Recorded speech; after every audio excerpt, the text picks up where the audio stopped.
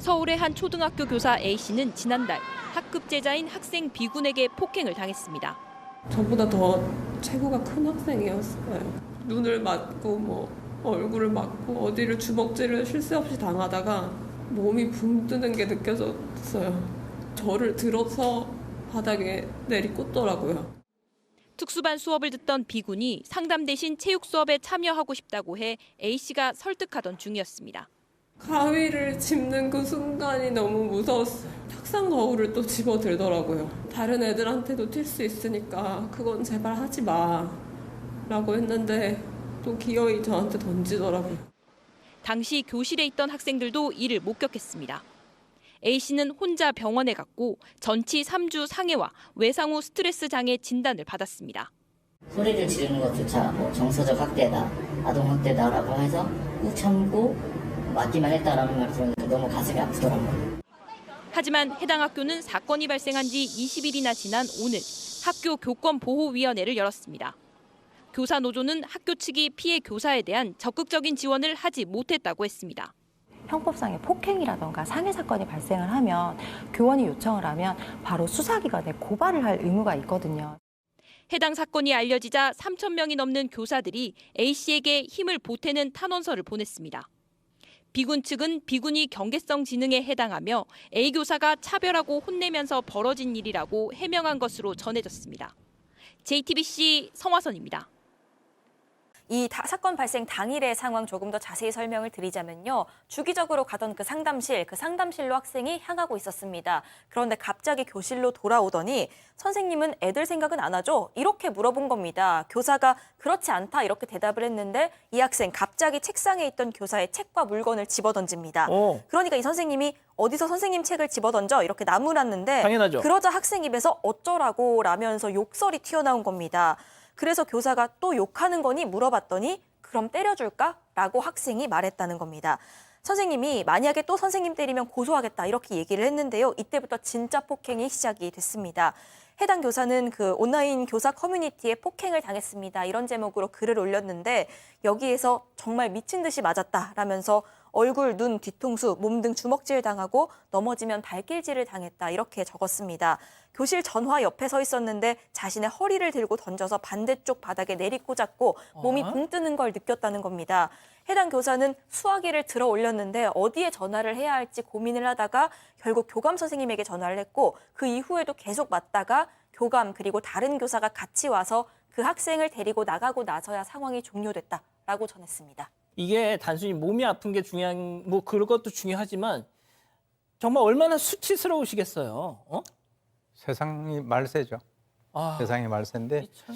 예, 지금 이제 이 교사가 이 폭행을 당하니까 도움을 요청하기 위해서 전화기로 가려고 하니까 전화기 쪽으로 가서 수화기를 딱 드니까 그때 가위를 던졌다는 겁니다. 예? 가위를 던지고 A4 크기에 있어서의 그 탁상 그 거울을 갖다 던져서 교실 바닥에 그 깨진 거울이 가득했고요.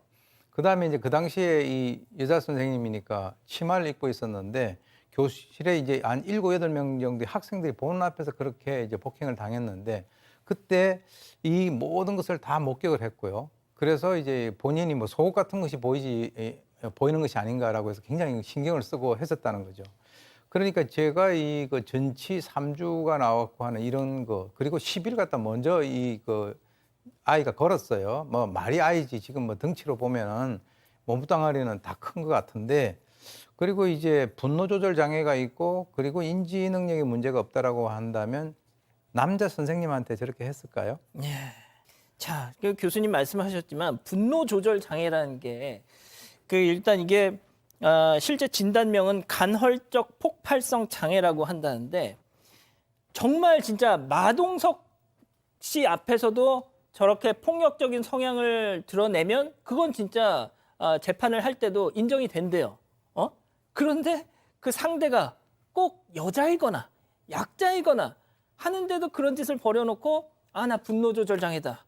그럼 이건 아닌 거잖아요, 솔직히. 지금 상황에서 저는 두 가지 감정이 머릿속에 같이 오는데요. 저는 교사의 교권 반드시 보장받아야 한다. 하지만 교사 중에 아이를 학대하는 교사 절대로 없어야 된다. 이게 두 가지가 제가 갖고 있는 생각인데 이게 교권 보호 그러니까 우리가 흔히 말하는 교권 보호위원회가 열리면 두 가지가 돼요.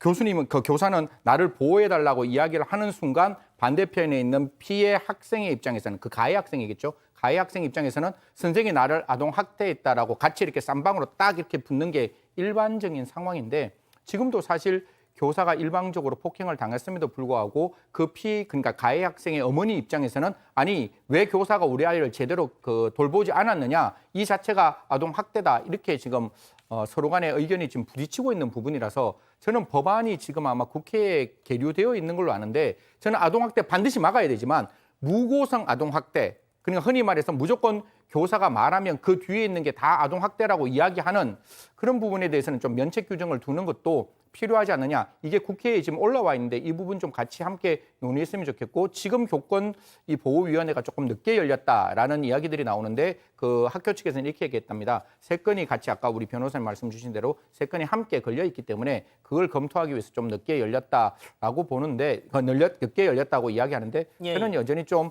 교권 보호위원회가 늦게 열렸는 거는 분명히 맞다 이런 말씀드리겠습니다. 물론 가해 학생 측 부모님은 저희 지금 방송 보면서 왜 이렇게 한쪽으로 몰아가냐라고 생각을 하실 수 있을 텐데 뭐 반론이 있으시면 저희한테 전달해 주세요. 자, 이 기자, 그 해당 교사는 지금 이거 절대 아이가 무슨 어떤 문제가 있든 없든 이거 그냥 못 넘어가겠다 지금 한다면서요? 네, 법적 대응을 하겠다고 결단을 내린 상황입니다. 일단 해당 교사 측은 그동안 아동학대로 고소당할까 봐 또는 선생님이라서 참아야 한다 이런 이유 때문에 이런 일이 생겨도 아무것도 못하는 경우가 굉장히 많았는데 이번 같은 경우엔 법의 도움을 적절히 받는 것이 아이들 교육에도 더 도움이 될 것으로 생각을 해서 법적 대응하겠다는 판단을 내렸다고 했고요. 이번 주 중으로 형사고소 들어갈 거고 학생의 부모를 대상으로 해서 민사소송도 낼 예정이라고 합니다.